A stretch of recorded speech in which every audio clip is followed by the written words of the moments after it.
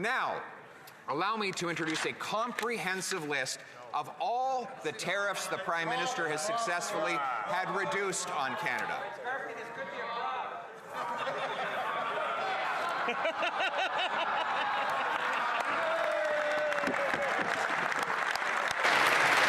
Oral questions, questions orales, the Honourable Leader of the Opposition. Canadians needed an affordable budget for an affordable life.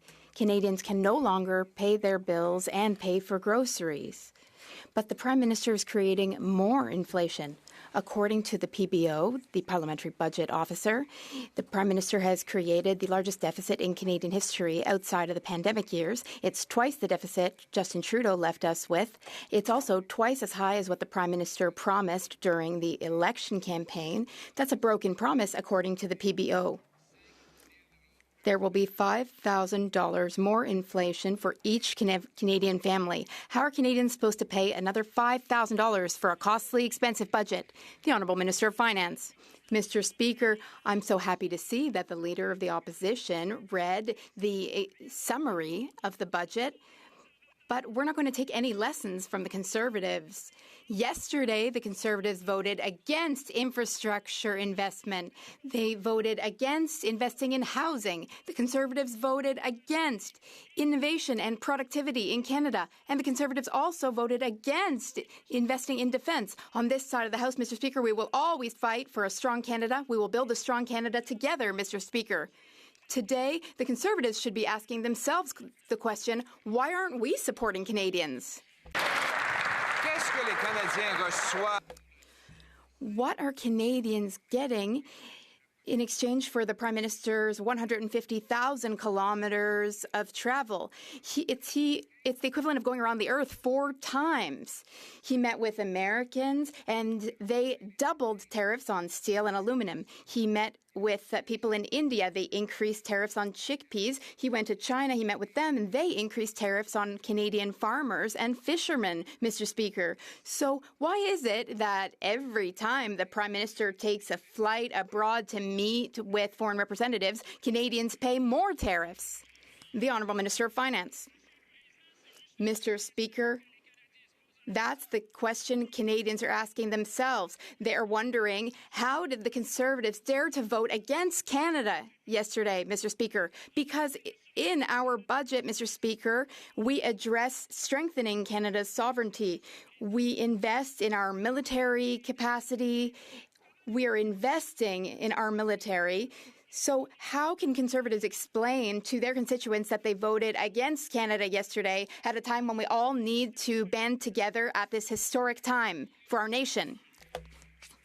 Canadians are cash-strapped and needed a break. Instead, the Prime Minister gave them the costliest budget in Canadian history and put it all on the national credit card. The Parliamentary Budget Officer revealed the Prime Minister doubled Trudeau's deficits, added $16 billion more to the debt than he promised, is increasing the debt-to-GDP ratio, breaking another promise. $78 billion of additional debt works out to about $5,000 for every single cash-strapped family in this country. How does the Prime Minister expect single moms and seniors and small business people who can't pay their bills to pay another $5,000 for his inflation? The Honourable Minister of Finance. Mr. Speaker, we will take no lessons from the Conservatives. Mr. Speaker, what they did yesterday under this leader, they voted against investment in infrastructure. Under this leader, they voted against investment in housing. Under this Conservative leader, they voted against productivity and innovation in our country. Under this leader, they voted against investment in our sovereignty, Mr. Speaker. On this side of the House, Mr. Speaker, we'll build a strong Canada, we'll empower Canadians, and we'll protect our sovereignty because we believe in Canada. The Honourable Leader of the Opposition. Mr. Speaker, I don't think anybody's been able to cram that many slogans into one answer, and this is coming from me. This is coming from me. Mr. Speaker, let's take housing. He says they're spending billions billions of dollars more on housing. The results are out today. Housing starts down 17% year over year. Where we need the most in Toronto, down 42% year over year. Vancouver, 36% year over year. Ontario, down 35%. And BC, down 22%. Why is it that the more Liberals spend, the less that we can build? The Honourable Minister for Housing and Infrastructure. Thank you, Mr. Speaker. Well, the Leader of the Opposition is ignoring the year-to-date results. He's looking month to month. He's twisting the facts. He's getting confused in the numbers. Conservatives have a tough time with numbers sometimes. We understand that. Year-to-date, 2025 versus 2024, we are up 5% with housing starts. The Leader of the Opposition. What are Canadians getting for the 28 trips, 150,000 kilometers, enough to circle the world 4 times that the Prime Minister's billed back to Canadians? Well, he met with the Americans, and they doubled tariffs on our steel, aluminum, autos, and tripled them on our forestry. He met with the Chinese, who increased tariffs on our farmers and fish harvesters.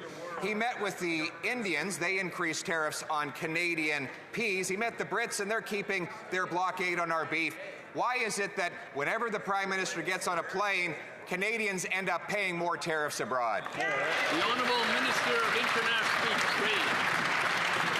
Good news for Canadians. Germany just signed a $1 billion deal with Lockheed Martin Canada to support jobs right here in this country. This is what Canadians are getting from the Prime Minister being on the world stage, selling what Canada has to offer. It's about unlocking new markets and creating good jobs here in Canada. The Honourable Leader of the Opposition. With the Prime Minister billing millions of dollars for his high-flying trips around the world, 28 trips, 150,000 kilometers, now is the time for a scorecard. The Americans have increased tariffs on Canadian autos, aluminum, steel, and lumber. The Indians have increased tariff on our peas. The Chinese increased it on our farmers, our fish harvesters. Now, allow me to introduce a comprehensive list of all the tariffs the Prime Minister has successfully had reduced on Canada.